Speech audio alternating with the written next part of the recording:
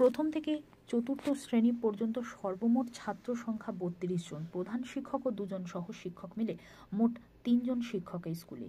এই স্কুলে একাধিক সমস্যা, পানীয় জল থেকে শুরু করে শৌচালয়, স্কুল বাউন্ডারি, মিড ডে মিলের রান্নাঘর ভাঙচুর, হাতির হামলায় একাধিকবার উচ্চ পদস্থ আধিকারিক থেকে শুরু করে স্থানীয় গ্রাম পঞ্চায়েত প্রধান সকলকে জানিয়েও কোনো রকম হেলদোল নেই প্রশাসনের।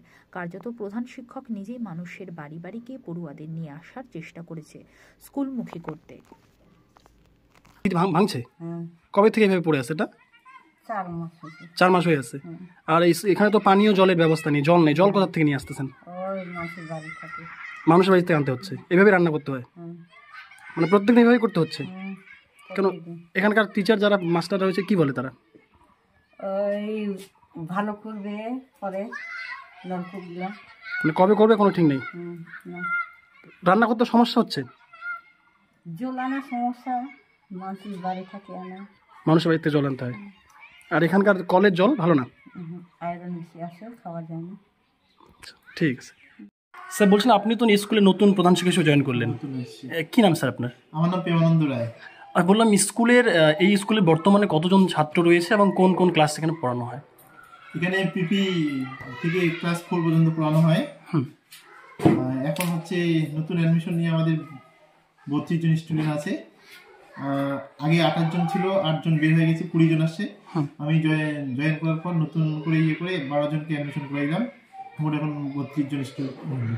স্যার, এই এত বড় একটা এলাকা, বনজঙ্গল এলাকা, এখানকার বাচ্চা কাচ্চাদের উপস্থিত হারটা এতটা কম কেন? কি দেখলেন আপনি? এখানে এসে আমি যা বুঝতে পারলাম, এখানে হচ্ছে জনবসতি খুবই কম, এলাকাটা অনেক বড়, টোটাল ভোটার সংখ্যা 500 সামথিং আর কি। আচ্ছা, জনবসতি খুবই কম। আর এখানে আমাদের 2টা প্রাথমিক বিদ্যালয় আছে। এখানে সামনে বসিরহাট এফবি, মানে বসিরহাট যে বিড অফিসে, ওখানে একটা প্রাথমিক বিদ্যালয় আছে। এবং আমাদের এখানে যেহেতু জনসংখ্যা খুবই কম, ভোটার সংখ্যা খুবই কম, এমনিতেই বাচ্চার সংখ্যা খুবই কম। আর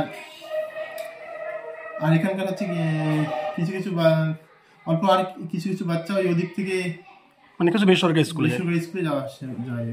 বলছিলাম আপনার এলাকারই একটি স্কুল, গোসাইহাট নিউ প্রাথমিক বিদ্যালয়, স্কুলের একেবারে বেহাল অবস্থা, পানীয় জল নেই সেখানে, হাতি রান্নাঘর, যে মিড ডে মিলের রান্নাঘর, সেই রান্নাঘর ভেঙে দিয়েছে, ক্লাসরুম অবস্থা খারাপ, শৌচালয় নেই, বাচ্চাদের খুব সমস্যা হচ্ছে এবং ছাত্রের উপস্থিতি সংখ্যাটাও একদম কম। এ বিষয়ে আপনাকে প্রধান শিক্ষক মনে হয় মৌখিকভাবেও জানিয়েছে, কিভাবে দেখছেন বিষয়টা? সেটা আমাদের এই নতুন এই মাত্র 1 মাস মনে হয়, 1 মাস হচ্ছে নতুন। হ্যাঁ, উনি প্রধান শিক্ষক নতুন আসছে প্রধান শিক্ষক। সে আমাকে একজন ডাকছিল, যে আমাকে ওই স্কুলের ব্যাপার নিয়ে বলল যে স্কুলের অবস্থা খুবই খারাপ এবং আমাদের স্কুলে পানীয় জলের ব্যবস্থা নেই। সেই বিষয় নিয়ে আমাদের একটু আলোচনা হয়েছে। আচ্ছা, সেই বিষয়টা আমরা উদ্বোধন কর্তৃপক্ষকে জানিয়েছেন? জানিয়েছি, ওরা আমাদেরকে আশ্বাস দিয়েছেন দ্রুত স্কুলের কাজ করবে। হ্যাঁ, দ্রুত স্কুলের কাজ করবে। আচ্ছা, শিমুলবাবু একটা জিনিস মানে জানাচ্ছিল যে এখানে তো অনেক বাচ্চা কাচ্চা রয়েছে, তো মানে স্কুলে প্রথম শ্রেণী থেকে 4র্থ শ্রেণী পর্যন্ত মাত্র 32 জন পড়ুয়া দেখা যাচ্ছে এবং উপস্থিতির হারটাও খুবই কম। কেন এমনটা হচ্ছে? স্কুলমুখী নয় কেন বাচ্চারা? সেক্ষেত্রে এখানে হচ্ছে আশেপাশে নার্সারি স্কুল আছে, আবার হচ্ছে কি বলবো, এটা মানে বেসরকারি স্কুলের দিকে বেশি ঝুঁকি, বেসরকারি স্কুলের দিকে ঢুকে। আর আমাদের গ্রামটা হচ্ছে ছোট, এখানে 2টা প্রাইমারি স্কুল, সেই ক্ষেত্রে ছাত্রগুলো ভাগ হয়ে গেছে। আচ্ছা, মানে কি আপনি কি চাইছেন? স্কুলটা দ্রুত মেরামতি হোক? হ্যাঁ, স্কুলটা দ্রুত মেরামত হোক, যাতে বাচ্চাগুলা ভালোভাবে পড়াশোনা করবে, এটাই আমি আশা রাখছি।